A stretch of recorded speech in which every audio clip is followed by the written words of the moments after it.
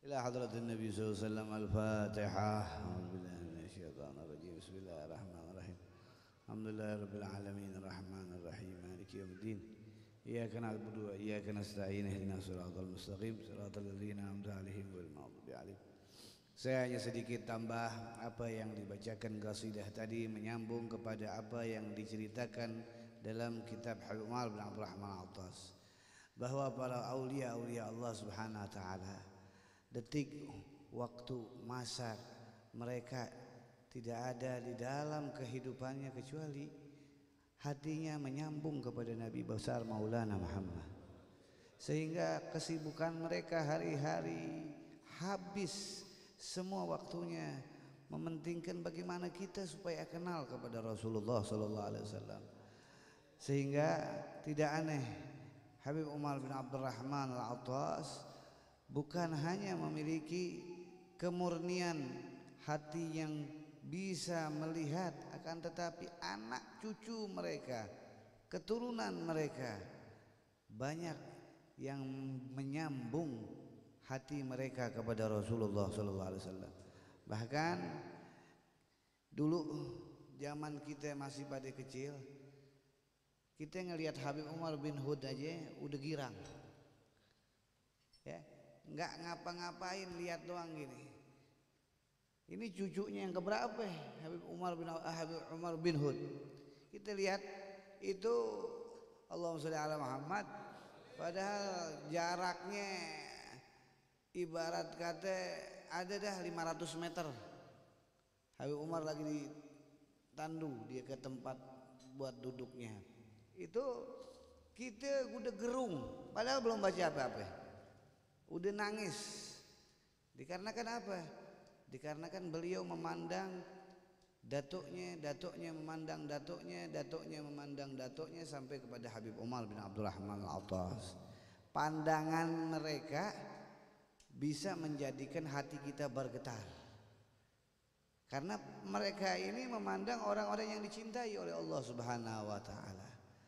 Begitu juga hadirin yang dimuliakan oleh Allah Subhanahu wa taala, kita ini bersyukur masih ada habaib-habaib, yang mana habaib-habaib kita ini pernah memandang ayahnya pernah memandang ayahnya sampai kepada Nabi besar Maulana Muhammad. Dengan pandangan itu saja bisa menjadikan hati yang keras menjadi lembut. Hati yang memiliki kekotoran ini bisa menjadi terang. Dan bahkan hasya wa kalla, tidak mungkin tidak, sebab pandangan kasih sayang kita bisa jadi kita bisa mimpi Nabi besar Maulana Muhammad. Berapa banyak para masyayikh yang mana tadinya orang biasa-biasa tapi menjadi orang mulia, seperti Syekh Ali bin Abdullah Baras, Syekh Said bin Ija Al-Amudi. Mereka ini yang mana hidupnya seperti kita sekalian, salat, puasa, zakat dan lain-lain, tapi memiliki hati mereka itu husnuzon yang tinggi kepada para habaib mereka, kepada orang-orang yang mereka cintai. Contoh kayak Syekh Ali bin Abdullah Baras, siang pagi sore tidak ada yang dia pikirin melainkan Habib Umar bin Abdurrahman Al-Attas. Yang akhirnya apa? Kata Habib Umar, tidak sah baca ratib saya kalau enggak baca Syekh Ali bin Abdullah Baras. Begitu cintanya Habib Umar bin Abdurrahman Al-Attas kepada muridnya Syekh Ali bin Abdullah Baras. Jadi enggak ada mustahil dari kalangan antum, kalau udah dicintain sama zuriyah Rasulullah, sama keturunan Rasulullah, antum bisa menjadi orang terdekatnya di depan Nabi besar Maulana Muhammad. Inilah yang mestinya antum punya cita-cita. Antum hadir di tempat para habaib, antum duduk di tempat para habaib, bukan hanya nama antum itu diingat di dalam pikiran mereka, akan tetapi di hati-hati mereka. Kalau sudah diingat di hati mereka, niscaya kita akan seperti Habib Umar bin Abdurrahman Al-Attas dengan Syekh Ali bin Abdullah Baras. Kalau udah semacam ini, apa yang terjadi? Syekh Ali Baras tidak ingat yang lain kecuali Habib Umar bin Abdurrahman Al-Attas. Dikala waktu beliau meninggal, satu daripada muridnya Habib Umar bin Abdurrahman Al-Attas dengerin apa yang ingin dijawab nih sama Syekh Ali Baras. Dikala malaikat datang, tanya dia, man rabbuka? Umar bin Abdurrahman Al-Attas. Wa man nabiyyuka? Umar bin Abdurrahman Al-Attas. Malaikat dibikin kalang kabut sama dia. Kok man rabbuka Umar bin Abdurrahman? Saking gak ada di hatinya kecuali Umar bin Abdurrahman Al-Attas. Padahal bisa dia jawab. Bisa dia jawab. Saking apanya? Penuh hatinya sama Habib Umar bin Abdurrahman Al-Attas. Begitu seterusnya sampai malaikat ini bingung. Akhirnya malaikat naik. Ini gimana ya Allah? Murid siapa ya? Murid Umar bin Abdurrahman Al-Attas. Turun Habib Umarnya. Urusan aneh si Ali Baras. Padahal bisa apa yang diucapkan. Baru yang namanya man rabbuka. Apaan aja si Ali Baras bisa dia lakukan. Bahkan magamnya Syekh Ali Baras itu seperti magamnya Syekh Abdul Qadir Al-Jailani setelah tidak adanya Habib Umar bin Abdurrahman Al-Attas. Gak mungkin gak bisa jawab, tapi hatinya udah penuh sama gurunya, hatinya udah penuh sama Habib Umar bin Abdurrahman Al-Attas, sehingga tidak ada kata-kata lain melainkan Umar bin Abdurrahman Al-Attas. Inilah hakikat kecintaan. Tidak ada di dalam hati kita melainkan mereka para aulia salihin yang menyambungkan kepada Nabi besar Maulana Muhammad. Oleh karena itu tanamkan hal ini kepada keluarga kita agar kecintaan ini tidak hanya milik kita. Istri kita memiliki kecintaan ini, anak-anak kita memiliki kecintaan ini. Sehingga apa? Sehingga apa yang diucapkan Rasulullah, yusarul mar'u ma'aman ahab.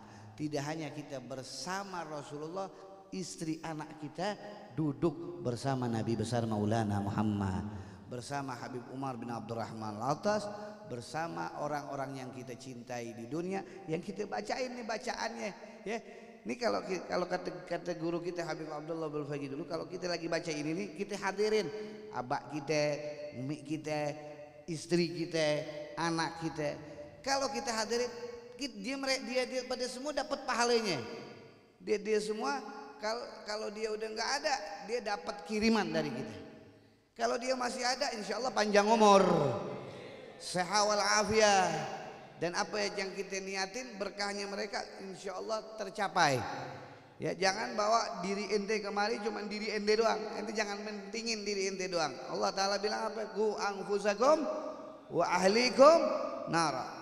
Jaga diri ente, keluarga ente dari api neraka. Maksudnya apa? Hadirin, walaupun mereka jasadnya nggak hadir, tapi hadirin mereka. Bayangin, ya Allah, seandainya masjid kita masih ada di sini, dia duduk bersama kita, kita doa. Seandainya orang tua kita masih ada di sini, kita minta kepada Allah. Seandainya anak kita udah gede, anak kita udah bisa kita tuntun, kita bawa kemari. Ini semuanya akan terbentuk bila kita memiliki rasa cinta kepada mereka para aulia. Oleh karena itu, jangan putuskan kecintaan kita cuma sampai diri kita saja. Kita hadirkan wajah-wajah orang yang kita cintai agar mereka pun ikut cinta kepada apa yang kita cintai. Dulu kalau kita nanya sama abak kita, Allah yarham, Mbak, kok abak nih? Abak kan pembisnis, bukan kayak njit, orang bisnis. Walidi pembisnis, jadi nggak kayak udah tuanya baru dia ngikutin njit, gaya njitnya lagi. Kok bisa kita orang nih jadi dakwah? Apa kata abak kita? Walaupun kita pembisnis, tapi kalau kita duduk di tempat para habaib yang dibayangin ente. Jadi abahnya kalau duduk di tempat-tempatnya orang haul, datang dia, atau di tempat-tempat orang-orang soleh lagi pada duduk, atau ada para habaib dari Hadramut dia datang, Walidi suka ikut duduk. Itu ternyata waktu kita orang lagi hamil, Nabi Abdullah Mustafa, beliau itu hadirkan kita, sehingga sebab ngehadirin begitu anak-anaknya bisa dakwah.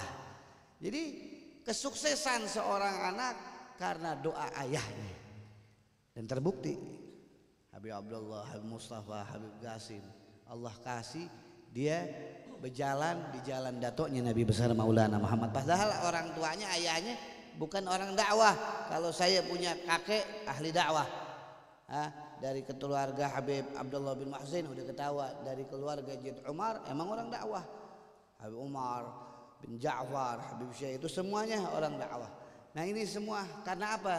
Karena bentuk kecintaan seorang tua kepada anaknya. Insya Allah ente nanti kalau sudah punya keturunan, jangan lupakan anak istri ente. Kalau ente hadir, bayangkan mereka agar mereka menjadi orang yang baik nasibnya. Jangan cuma sukses.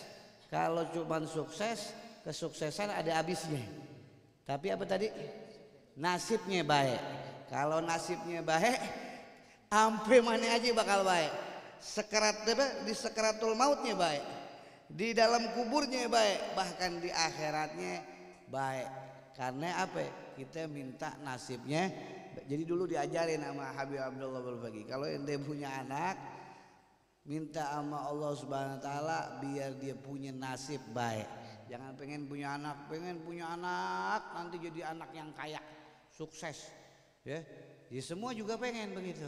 Cuman kalau nasibnya nggak baik, suksesnya dia jadi apa? Jadi berantakan. Nah, suksesnya dia jadi apa? Jadi musibah. Nauzubillah min. Tapi kalau nasibnya baik, mau dia di ujung langit, dia bakalan ingat yang doain dia, nasibnya baik. Rabbi fanfa'na bi barakatihim wahdinal husna bi hurmatihim wa amidna fi tariqatihim wal mu'afati minal fitani. Mari kita dengarkan sebelum saya tutup